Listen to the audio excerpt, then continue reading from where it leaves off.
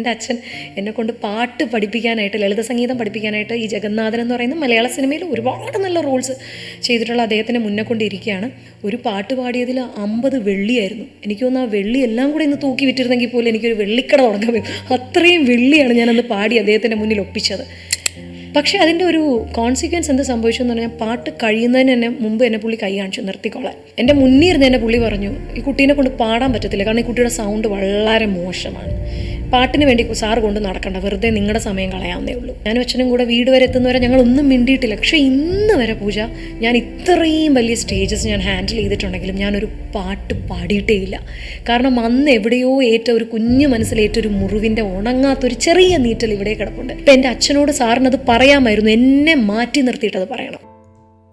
ഇത് സംഗതി അവർ വളരെ സിമ്പിളായിട്ട് പറഞ്ഞെങ്കിലും ഇത് ഭയങ്കര ചർച്ച ചെയ്യേണ്ട ഒരു ടോപ്പിക്കാണിത്. പിള്ളേരോട് നമ്മൾ എങ്ങനെയാണ് അവരുടെ ഇത്തരം വാസനകളെ പ്രോത്സാഹിപ്പിച്ചില്ലെങ്കിലും കുഴപ്പമില്ല. ഈ ഡീമോട്ടിവേഷൻ എന്ന് പറയുന്നത് ഭയങ്കര ഒരു പ്രോബ്ലമാണ്.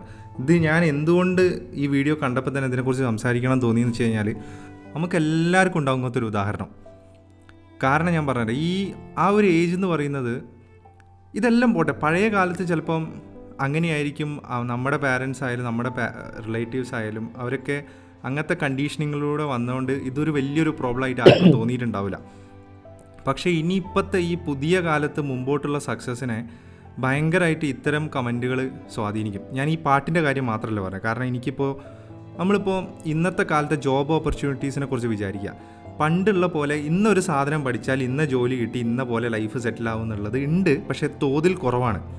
അതായത് ആ പാത്ത് എന്ന് പറയുന്നത് വളരെ റെയറാണ്, എല്ലാവർക്കും എത്തിപ്പെടാൻ പറ്റിയെന്നും വരില്ല. ദിനം പ്രതി ജോലി മാറിക്കൊണ്ടിരിക്കുകയാണ്. എന്തിന് നമ്മുടെ IT മേഖല തന്നെ ഇപ്പോൾ നമ്മൾ എടുക്കുന്ന കോഡിങ് സോഫ്റ്റ്വെയർസ് ആയാലും എന്തായാലും ശരി, ഡെയിലി അപ്ഡേഷൻ നടന്നുകൊണ്ടിരിക്കുക. മാമനെ അറിയാൻ മതിയോ? പിന്നെ ഞാനിപ്പോൾ എഡിറ്റിംഗ് മീഡിയ പരമായിട്ടുള്ള പരിപാടി എടുക്കുകയാണെങ്കിൽ തന്നെ AI-ൻ്റെ അമിതമായിട്ടുള്ള ഈ ഒരു വളർച്ച, അത് എപ്പോൾ ജോലി പോകുന്നൊന്നും ആർക്കും പറയാൻ പറ്റില്ല. അപ്പോൾ അങ്ങനെ നടക്കുന്നൊരു കാലത്ത് ഈ ട്രയൽ ആൻഡ് എറർ എന്ന് പറഞ്ഞൊരു സംഭവത്തിന് ഭയങ്കരമായിട്ട് ഇമ്പോർട്ടൻസ് ഉണ്ട്. നമുക്ക് എല്ലാം അറിഞ്ഞിട്ടല്ല നമ്മൾ ട്രൈ ചെയ്ത് നോക്കും അത് വർക്കൗട്ട് ആവുമോ ഇല്ലേ എന്നുള്ളത്. ഇപ്പോൾ ഈ ഒരു ചെറിയൊരു സംഭവം ഉണ്ടല്ലോ, അത് നമ്മളെ ഡിമോട്ടിവേറ്റ് ചെയ്യുന്ന ഈ ട്രയൽ ആൻഡ് എറർ ചെയ്യാനുള്ള ചൈൽഡ് ക്യൂരിയോസിറ്റീനെയാണ്. ഇപ്പോൾ ഈ പാട്ടിന് കഴിവുണ്ടാവില്ല, ഓക്കെ, പക്ഷേ ഇങ്ങനെ തല്ലിക്കെടുത്തി കഴിഞ്ഞാൽ അതായത് ഒരു പരിചയമില്ലാത്ത ഒരു മേഖലയിലേക്കും ഒരു ആർട്ട് ഫോമിലേക്കും ഒരു ടെക്നോളജിക്കൽ സംഭവത്തിലേക്കും പിന്നെ ആ വ്യക്തിക്ക് ഇറങ്ങാനുള്ളൊരു ധൈര്യം ഉണ്ടാവില്ല.